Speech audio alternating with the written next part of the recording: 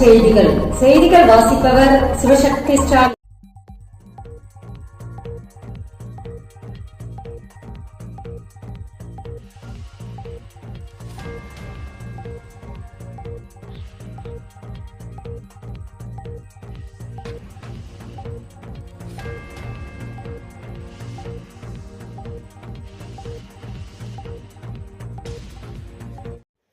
+2 தேர்வில் ஸ்கிரைப் மாணவர்கள் அதிக அளவில் தோல்வி. உதவியாளராக பட்டதாரி ஆசிரியர்கள் தேர்வு எழுதியதில் பின்னடைவு.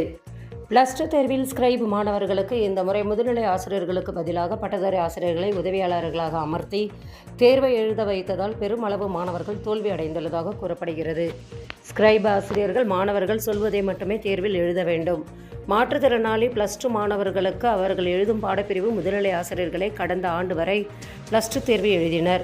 குறைந்தபட்ச மாணவர் எழுதும் பாடப்பிரிவு ஆசிரியர்கள் இல்லாவிட்டாலும் மற்ற பாடப்பிரிவு முதுநிலை ஆசிரியர்களாவது நியமிக்கப்படுவார்கள். இந்த ஆண்டு ஸ்கிரைப் மூலம் தேர்வு எழுதும் மாணவர்கள் மாற்றுத்திறனாளி மாணவர்கள் முறையாக படித்துவிட்டும் கேள்விகளை புரிந்து விடைகளை சொல்லும் சிந்தனை குறைபாடு உள்ளவர்களாக இருப்பார்கள். அதனால் மாணவர்கள் கேள்விகளுக்கு சரியான பதில் சொல்லவில்லை. +2 தேர்வு பாடத்துக்கான கேள்விகளுக்கு விடைகள் முழுமையாக தெரியாது. அந்த பாடத்திட்டத்துக்கான முழுமையான புரிதலும் பட்டதாரி ஆசிரியர்களுக்கு இருக்காது. மாற்றுத்திறனாளிகள் என்ன சொல்கிறார்களோ அதை மட்டுமே ஸ்கிரைப் ஆசிரியர்கள் விடைத்தாளில் எழுதுபவர்கள். அதனால் நேற்று வெளியான +2 தேர்வில் ஸ்கிரைப் ஆசிரியர்களை கொண்டு தேர்வு எழுதிய மாற்றுத்திறனாளி மாணவர்கள் ஏராளமானோர் தோல்வி அடைந்துள்ளனர். இளநிலை படிப்புகளுக்கான கியூட் நுழைவுத் தேர்வு ஹால் டிக்கெட் வெளியீடு. இளநிலை படிப்புகளுக்கான கியூட் நுழைவுத் தேர்வுக்குரிய ஹால் டிக்கெட்டுகளை NTA வெளியிட்டுள்ளது. நாடு முழுவதும் உள்ள மத்திய பல்கலைக்கழகங்கள் அதன் கீழ் இயங்கும் கல்லூரிகளில் இளநிலை முதுநிலை பட்டப்படிப்புகளில் சேர பல்கலைக்கழக பொது நுழைவுத் தேர்வு எழுத வேண்டும். இந்த தேர்வை தேசிய தேர்வு முகமை நடத்துகிறது.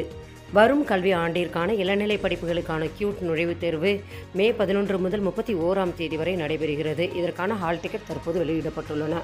மேலும் விவரங்களுக்கு www.qt.nta.nc.nic.in என்ற இணையதளத்தை பார்க்கலாம்.